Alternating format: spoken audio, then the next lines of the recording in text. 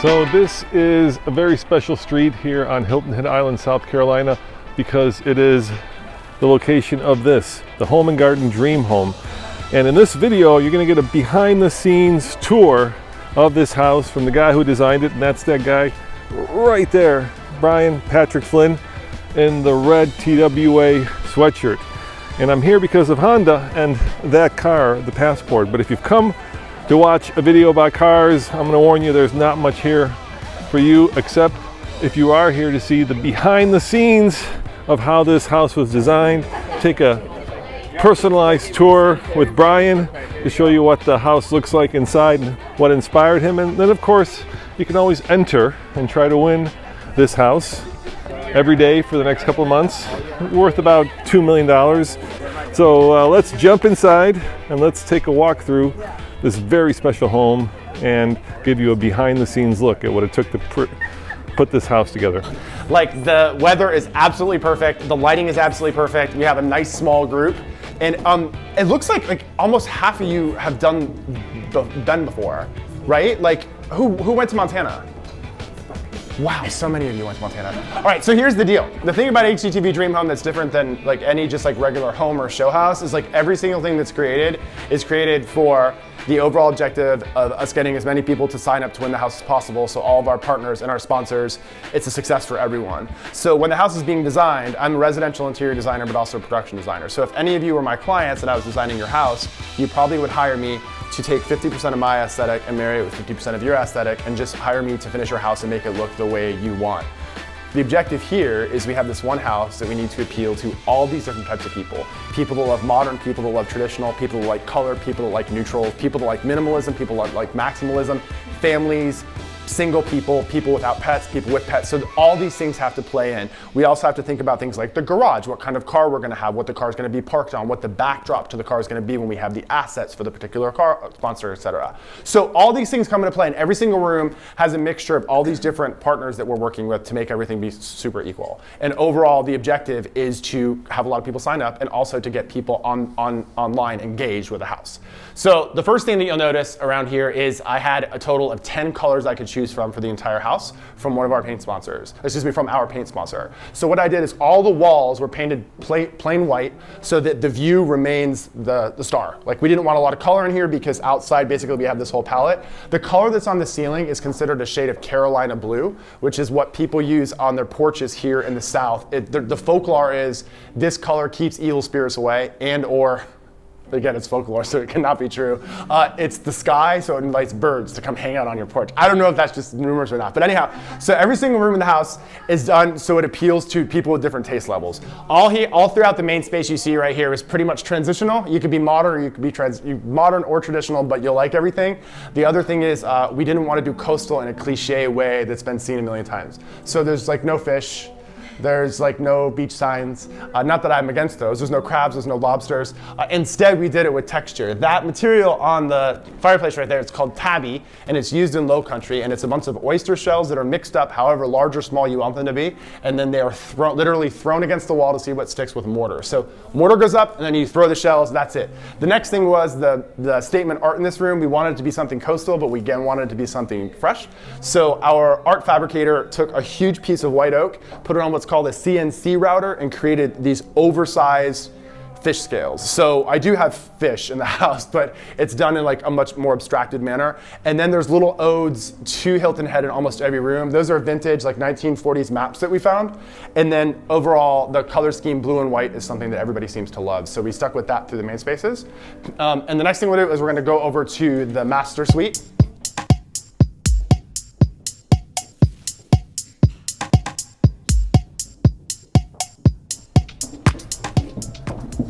You'll see once you enter, the Master Suite's design was all about the sunsets here. That's why I'm so excited for you guys to be here right now, because every single color that's happening outside was brought into this Master Suite at this particular time of day.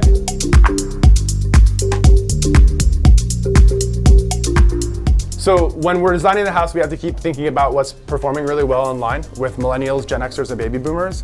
And there seems to be a really big interest in the 90s right now, in minimalism when it started to come into play.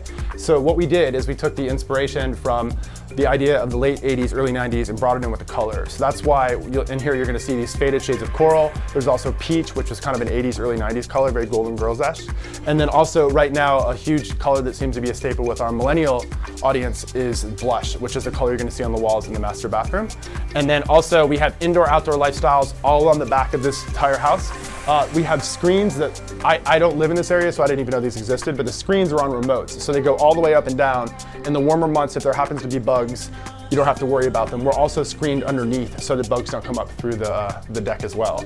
The other thing is, I'm not a fan of ceiling fans, I always take them down, but all the locals had told us when we were working on the house that it's a must in this area, like they just can't survive without them. So we found these beautiful ones that look reminiscent of sailboat sails and we put them up. If you come this way a little bit more to show you a little bit more about the 1990s inspiration, Hunter Green and Forest Green, which were huge colors for fashion and interiors, we decided to stick that right into the closet. This room has no window, so we needed to have something for people to talk about online, and that's why we went really bold with the color. If there was a window in there, perhaps I would have gone with just white. And then over here is the master bathroom. And this is one, thank you for saying it's your favorite room. There's always one room in the house that I do that I know is going to be more controversial and people are gonna share it like crazy. And some people will love it, some will think it's maybe too much, or some will find it in the middle. This is the color of the year from our paint partner, and it's called Romance. And it is it's a very blush shade of blush. So what we did is to make it not be overwhelming. Half of the bathroom is painted in the blush tone. The other half has the gray tile. And the tile is also kind of 80s or 90s inspired. And we also brought back the brass touches, but we did it with the satin finish rather than the shiny. Thank you. We figured this was, we're always trying to do things that are not out there. We don't want to do things that have been seen a million times. And then also this color in here I really wanted to use because it's so tropical, but it's so overwhelming, so we just put it into a smaller room. Can we get a video of me trying to get in and out of the tub? No, I haven't even tried that yet. So maybe you shouldn't, because you've got another 5 inches on me. And then one of the other things we do is we always try to show people interesting things to do at home. And most of the time when it comes to people and budget and time, they don't think about painting their closets or little small places. So when we do the houses, we always use paint inside the closets to show people how just that one extra gallon goes a long way.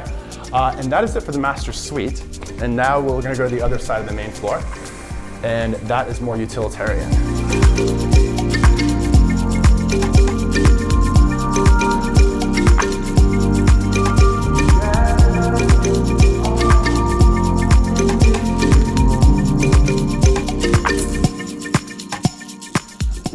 That same super bold shade of coral that was in the water closet, we use it again in the powder room. Again, these are rooms that don't have views or natural light sources, so when it comes to turning the house into a content machine online, we like the idea of taking rooms that don't necessarily have any architecture or have any light and using them to show people how to use color.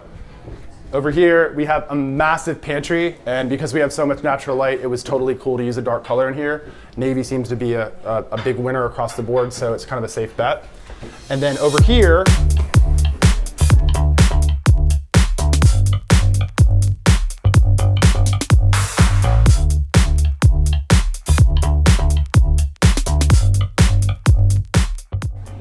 what was the hardest room to do? Which one did you struggle with the most? the hardest room to do is probably the great room because so many rooms open onto one another. So you've got the kitchen open to the dining room open to the great room open to the entryway, and all of that open to the back porch. All right, so this is what we've been calling the multi-purpose room or the command center. And here in Hilton Head, a lot of people have families and they have dogs, and the weather here is nice pretty much all year round. So this is like the wet room. So it was designed by the architects and the builder to be like a middle point between the detached garage and then the hangout space outside with the pool. So that's the reason for the tile on the floor, so you can come in here with wet bathing suits and wet flip-flops and not have to worry about it. The other thing is families are so big here on Hilton Head Island, we went with a pedestal table in the middle, so this could become a homework center, or this could become a craft station, or during the holidays, this can be a wrapping station. This behind us is an area for people to wash their dogs, because dogs are such a big deal here on Hilton Head Island. They're usually at the beaches. So this is meant for up to a medium-sized dog to be completely washed off inside of the sink. That over there is an extra workspace, and it has a huge dog crate integrated into the bottom. And it's so big that you can actually fit 2 large-sized dogs, and they have plenty of space inside of it. And this is the same color you're gonna see that's been used upstairs in one of the bedrooms. And one of the reasons that we use the same color in 2 different rooms is to show how different light sources, or depending on where your room faces in the house, it can be the same color but have a completely different look.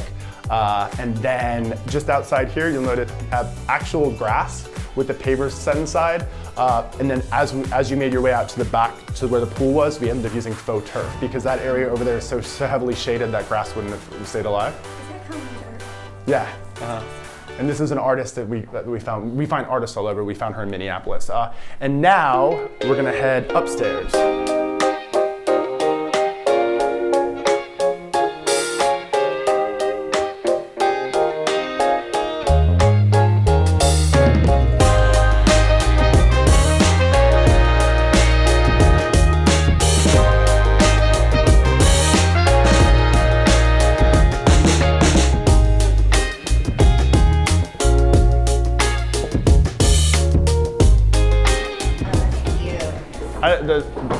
It's a game table, but I mean, I guess you could eat at it too. I never thought about it that way. That says life is good. This is the reason we designed it. I love it. It's put a new spin on it. So when the architects made the house, like the landing was so big, it was always just supposed to be a landing, but when it came time to furnish the house, we realized it's actually the size of most kids' playrooms. Yeah, because the thing is, as interior designers and decorators, you don't really want a pool table or a foosball table in a very decorative space. We fell in love with this. It was definitely on the pricier side, but I thought it was a nice looking foosball table, so we paired it with another much more grown-up version table of game table. And then one of the things I wanted to do was something that was really attention grabbing, so we looked all over and went to Savannah and found that bright Kelly green canoe and just hung it directly on the wall as a nod to, hey, we're in a coastal setting. And then over here, when I was researching everything that had to do with Hilton Head Island, football is really big here in the fall and also in the early winter. So this room is meant, wow, this room is really bright.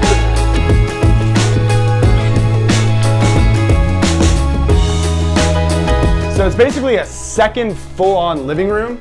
And when you make your way back, first of all, it can partition off with barn doors. So if a family wins the house and kids need to be in there making noise, parents can be in here having cocktails.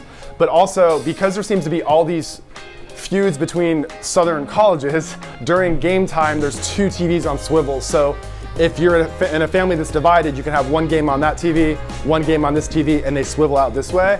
Also, it's open to the back, viewing the houses from here. So it creates the illusion of having another great room just as big as the one downstairs. It just happens to be up here on the top. And the sectional sofa is a semicircle, which is a thing. I didn't know that was a thing, but as you see, it is. And it's great because it allows for maximum circumnavigation around the space.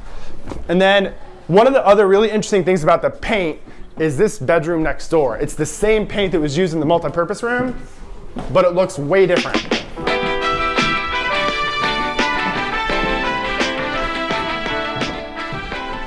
It doesn't look like the same paint color, but it is. It's the exact same paint color, but it's just because it's facing a different way that it takes on way more of a brownish green.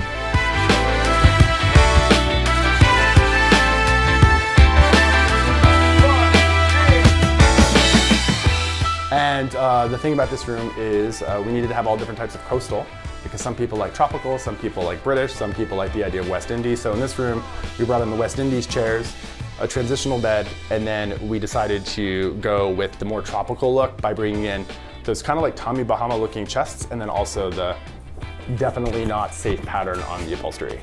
And then on the flip side, there's a whole nother guest suite.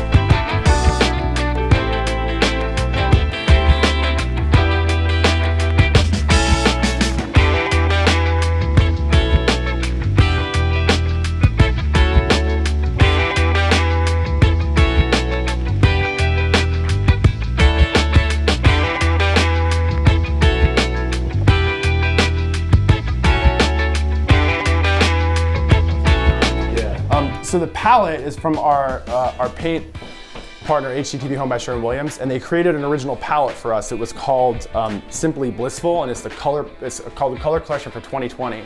So I had about 9 to 10 colors to choose from for the entire house, and the colors needed to flow.